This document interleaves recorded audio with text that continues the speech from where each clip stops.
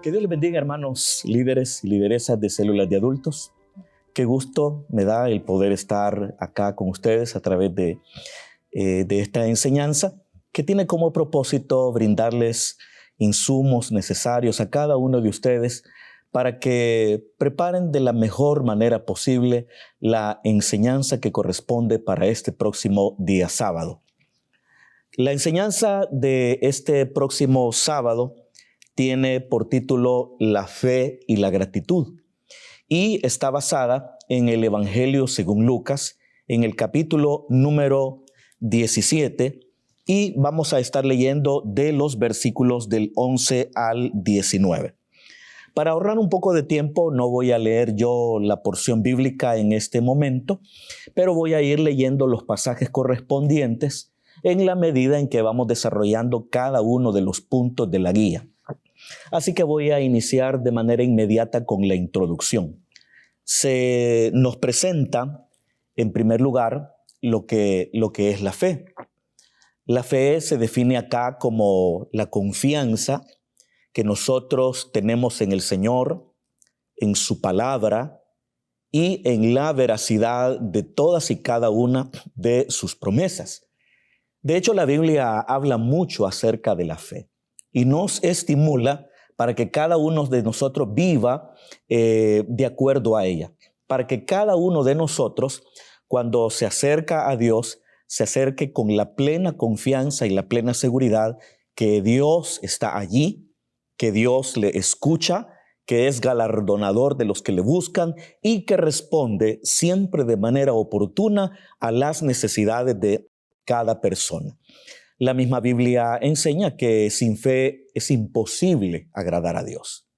También nos dice que cuando nosotros estamos carentes de fe, difícilmente nosotros obtendremos de parte del Señor lo que nosotros deseamos.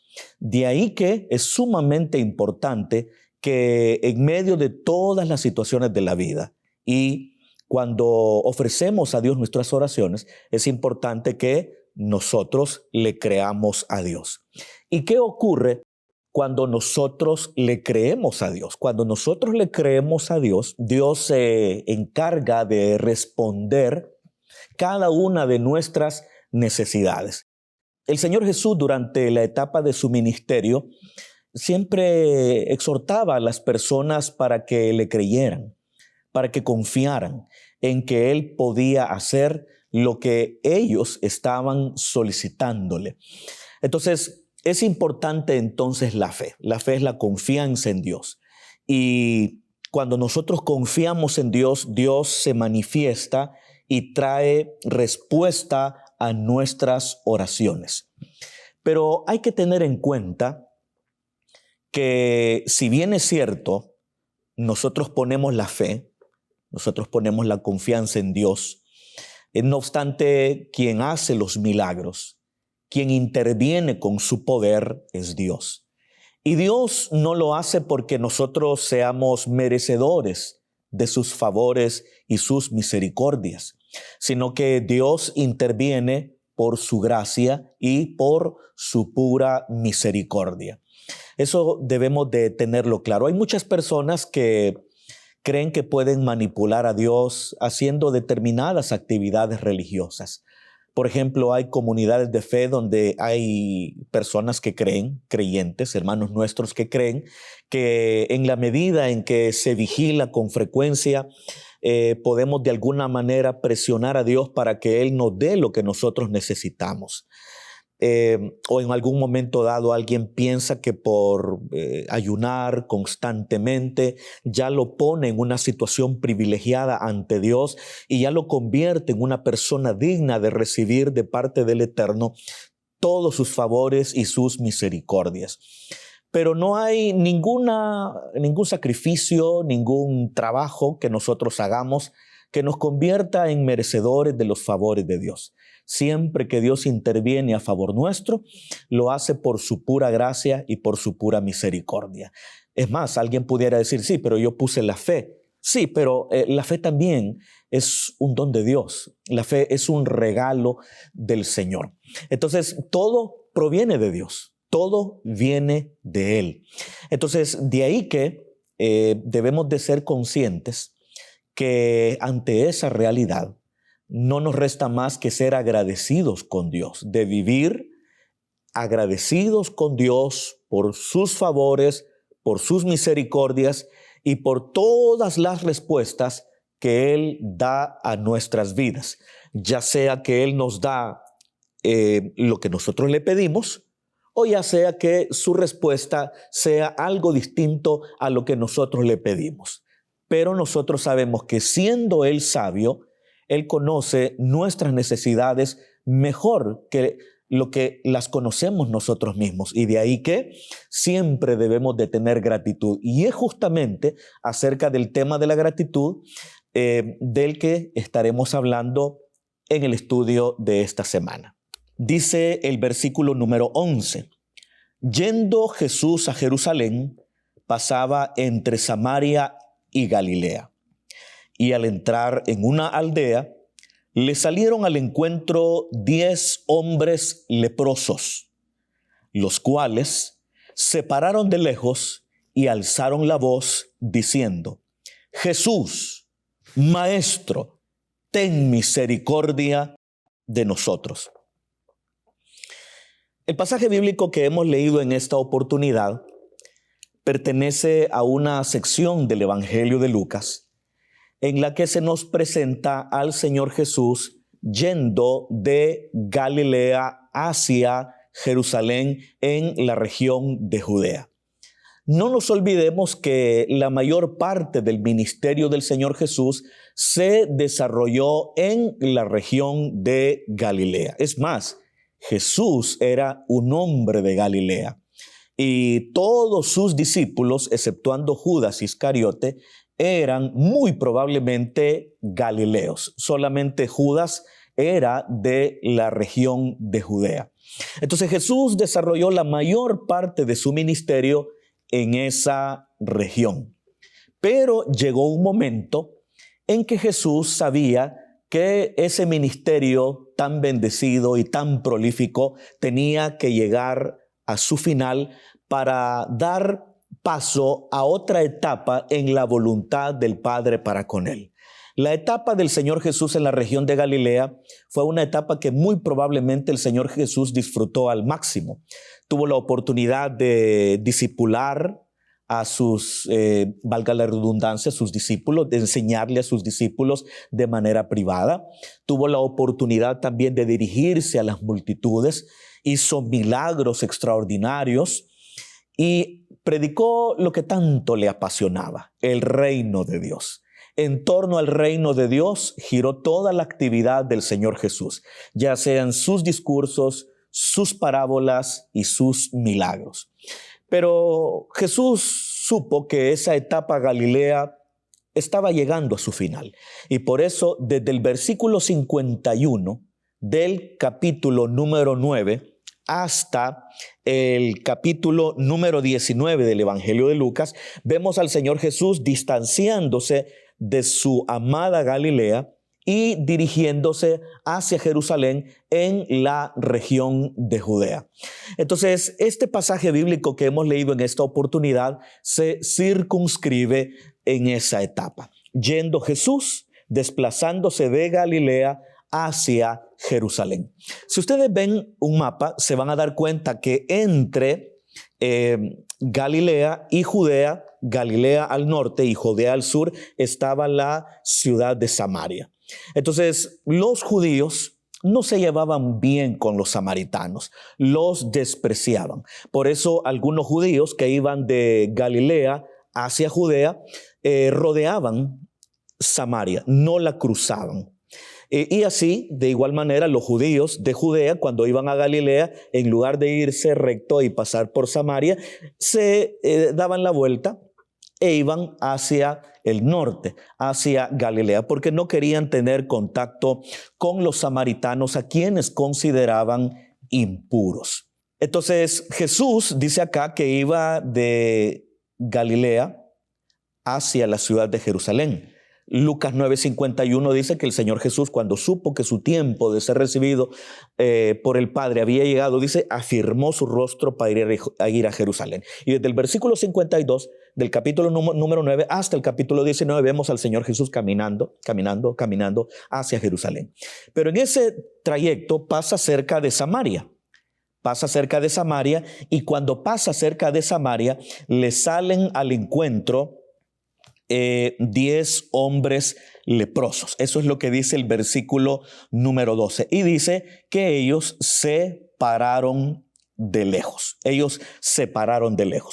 La razón por la cual ellos se pararon de lejos es porque ellos conocían la ley de Moisés. La conocían tanto los 9 leprosos judíos, así como el leproso samaritano, porque los samaritanos también tenían las escrituras y ellos reconocían a los 5 libros de Moisés como escritura sagrada, como la palabra de Dios. Es más, existe hoy día lo que se conoce como el Pentateuco samaritano. Entonces, los 10 conocían las escrituras y conocían las prescripciones que en ellas hay con respecto al tema de la lepra. Yo les voy a pedir, hermanos líderes y lideresas, que en sus casas ustedes puedan leer con detenimiento el capítulo 13 y el capítulo número 14 del libro de Levítico, y ahí ustedes se darán cuenta de cuáles eran los procedimientos religiosos que usaban los sacerdotes para declarar a una persona leprosa o limpia de lepra. Entonces ellos conocían lo que la ley de Moisés decía, y la ley de Moisés establecía que desde el momento en que un sacerdote dictaminaba que una persona estaba enferma de lepra, desde ese momento esa persona debía abandonar todas sus actividades en las diferentes esferas de la vida. Esa persona tenía que abandonar su familia, tenía que abandonar a su esposa si era casado, abandonar a sus padres si era un hijo, tenía que abandonar su familia, tenía que dejar su trabajo, tenía que dejar absolutamente todo. Ya no podía participar de ninguna actividad social o religiosa en Israel. Entonces era una situación sumamente difícil. En la ley de Moisés establecía que cuando una persona tenía alguna erupción en la piel, debía presentarse delante del sacerdote, y el sacerdote debía ser el que debía de evaluar esa erupción de la piel. No porque el sacerdote tuviera conocimientos médicos, sino que toda la evaluación se circunscribía dentro del aspecto de lo religioso y lo ritual, no dentro del aspecto de lo médico.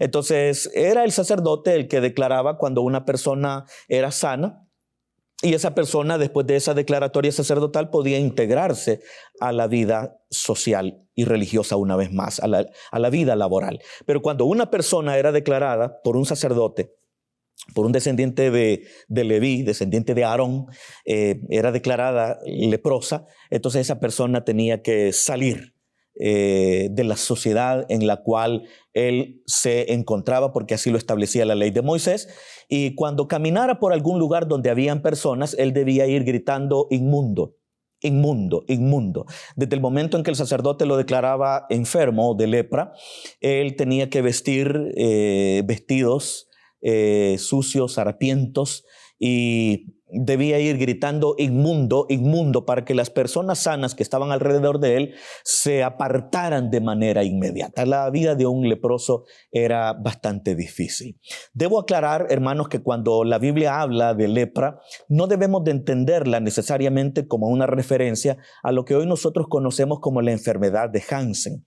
En la Biblia se le llamaba lepra a cualquier tipo de problemas cutáneos, de problemas en la piel, y no necesariamente se hace referencia a lo que hoy nosotros conocemos como la enfermedad de Hansen, y que es reconocida con toda propiedad como lepra. En la época bíblica no existía esta clasificación, y a cualquier problema cutáneo, a cualquier erupción en la piel, se le conocía, se le describía como lepra. Entonces, estos hombres por eso se paran de lejos, porque saben que de acuerdo a las prescripciones mosaicas no podían acercarse a las personas sanas, y por eso desde lejos ellos le dicen al Señor, alzando la voz: Jesús, Maestro, ten misericordia de nosotros. Ellos sabían muy bien que la lepra no tenía cura, que la lepra era incurable. Sin embargo, ellos habían oído lo suficiente acerca de Jesús de Nazaret y dentro de ellos se despertó la confianza y la fe de que Él tenía el poder para sanarlos. Eso podemos decirle nosotros a las personas que asisten a las reuniones de célula, porque algunas personas no tienen problemas de salud, ni tampoco tienen problemas con la lepra, pero posiblemente son situaciones adversas que ellos consideran irreversibles, que consideran tan graves como para no tener solución.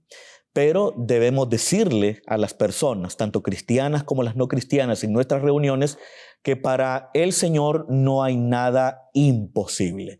Y sin importar la circunstancia en la cual nosotros nos encontramos, debemos acudir al Señor. Pero eso sí, debemos acudir con confianza, debemos acudir con seguridad. En el caso del pecador que se siente esclavo de sus propios pecados y de un estilo de vida que lo está destruyendo y del cual ha querido verse libre pero no ha podido, debe acercarse al Señor con la confianza de que Él tiene el poder para romper toda atadura y para perdonar todo pecado, por rojo o por negro que sea. De igual manera, aquellos que ya profesan la fe deben de saber que no hay ninguna circunstancia adversa que sea grande ante el Señor. Al contrario, Él tiene todo el poder y como Él le dijo a Jeremías, yo soy el Dios de toda carne, y hace una pregunta retórica, ¿habrá algo que sea difícil para mí? Para Dios no hay nada imposible. Y al igual que los leprosos, debemos acercarnos al Señor con la plena seguridad, con la plena confianza que tiene el suficiente poder para dar a nuestras vidas la respuesta que nosotros estamos requiriendo de Él. Dice la palabra del Señor, versículo 14, cuando Él los vio, es decir, cuando Jesús los vio, les dijo, id, mostraos a los sacerdotes.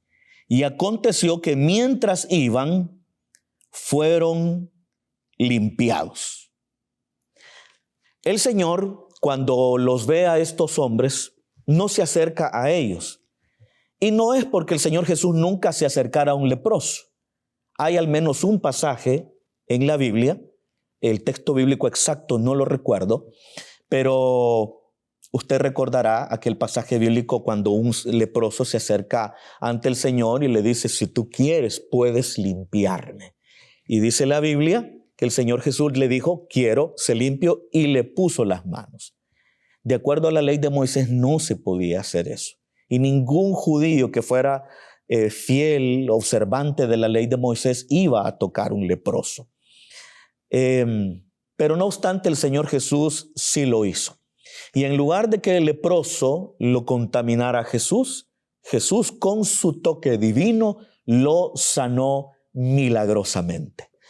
Pero en esta ocasión el Señor Jesús no se acercó a los leprosos, ni los leprosos se acercaron a Él, sino que desde la distancia el Señor les dijo, vayan a los sacerdotes y muéstrense a ellos. Ellos, como conocedores de las prescripciones mosaicas con respecto a la lepra, no le preguntaron al Señor, ¿y para qué vamos a ir a los sacerdotes? ¿Cuál es el propósito? ¿Cuál es el objetivo? ¿Qué les vamos a decir? Ellos eran tan conocedores de la ley de Moisés que no le hicieron ninguna de estas preguntas al Señor Jesús, sino que de manera inmediata ellos se dirigen hacia Jerusalén, hacia el templo, como dice el punto número 2, porque ahí se encontraban los sacerdotes, ya que el templo era el centro de la vida religiosa judía. Entonces, pero fíjense, aquí nosotros encontramos una combinación maravillosa y que debe ser característica de la vida de fe de cada uno de aquellos que hemos creído en el Señor Jesús, y es el tema de la obediencia y la fe. Porque el hecho de que los leprosos se hayan ido de manera inmediata hacia Jerusalén para presentarse delante de los sacerdotes, obviamente con el propósito para que ellos los declararan sanos y de esa manera ellos pudieran ser reinsertados en la vida laboral, familiar, económica, social y religiosa en Israel. Ellos no le dicen al Señor, bueno, está bien, vamos donde los sacerdotes, pero vamos leprosos todavía. Aquí estamos enfermos todavía, ¿por qué no nos sanas primero y después nosotros vamos donde los sacerdotes? No vaya a ser que nosotros lleguemos allá y nos agarren a pedradas y nos expulsen porque nos presentamos delante de ellos estando enfermos aún de lepra. No, ellos entienden lo que el Señor Jesús les dice. Cuando les dice vayan a los sacerdotes, ellos entienden que detrás de esa orden del Señor subyace una promesa de sanidad. En pocas palabras, ellos saben que si el Señor les dice muéstrense a los sacerdotes, es porque cuando lleguen a Jerusalén, ellos ya van a ir sanos, aun cuando en ese momento todavía ellos seguían leprosos. Y efectivamente, cuando ellos se dirigen hacia Jerusalén, ellos todavía van con lepra en su piel. Pero en el camino empezó a producirse el milagro, de tal manera que cuando ellos llegan a la ciudad de Jerusalén, llegan completamente sanos. Pero noten ustedes entonces la obediencia que hubo de parte de ellos. Ellos fueron obedientes al Señor, aun cuando no veían el milagro, aun cuando continuaban enfermos, ellos no obstante obedecieron al Señor, y esa obediencia estaba soportada por la fe que ellos tenían en el poder de Jesús y en la veracidad de sus palabras y sus promesas. Qué importante es. Debemos decirle a los miembros de cada una de nuestras células que nosotros vivamos de la misma manera la fe, que nosotros seamos obedientes al Señor, porque nuestra obediencia deberá estar fundamentada en la fe en el Señor. Toda obediencia auténtica está fundada en la auténtica fe en el Señor, y toda auténtica fe siempre tendrá como resultado un accionar que nos lleve en la dirección de la palabra. Es decir, que toda persona verdaderamente creyente es una persona que obra obedeciendo al Señor y a su palabra. No podemos nosotros decir que somos personas de fe si no obedecemos la palabra del Señor. Es importante entonces que la fe y la obediencia vayan tomadas de la mano en nuestras vidas, porque de esa manera vamos a poder vivir una vida de fe integral. Dice la Biblia que uno de ellos, versículo 15, viendo que había sido sanado, volvió glorificando a Dios a gran voz y se postró rostro en tierra a sus pies, dándole gracias, y este era samaritano, un detestado samaritano. Respondiendo Jesús dijo, ¿no son 10 los que fueron limpiados? ¿Y los 9 dónde están? No hubo quien volviese y diese gloria a Dios, sino este extranjero. Y le dijo, levántate, vete, tu fe te ha salvado. Un samaritano. Los samaritanos eran personas aborrecidas por los judíos, porque los consideraban que no eran judíos, porque los samaritanos eran la mezcla entre los israelitas del reino del norte y 5 naciones que fueron deportadas hacia la tierra de Israel durante la época del imperio asirio. Y la mezcla entre esas 5 naciones que son descritas en el libro segundo de los Reyes y los israelitas del norte dio como resultado al pueblo samaritano. Esas 5 naciones son las que en términos simbólicos son representados en la historia de la mujer samaritana en el Evangelio de Lucas, cuando Jesús le dice 5 maridos has tenido y el que ahora tienes no es tuyo.